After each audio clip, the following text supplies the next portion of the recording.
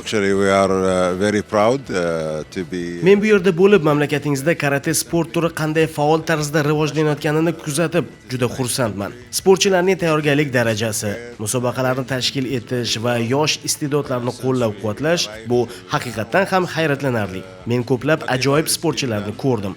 Ular nafaqat yuqori professional mahoratga ega, balki haqiqiy sport ruhini ham namoyon qilishmoqda. Biz bir jamoa sifatida ishlashimiz bilan faxrlanamiz va karate sportining Osiyo hamda jahon miqyosida rivojlanishini qo'llab-quvvatlaymiz. Biroq barcha bu yutuqlar mamlakatingiz prezidentining dono siyosati va sportga bo'lgan shaxsiy e'tiborisiz mumkin bo'lmas edi albatta. Uning qo'llab-quvvatlashi va jamoasining mehnati tufayli har bir sportchiga o'z salohiyatini namoyish etish uchun sharoitlar yaratilmoqda.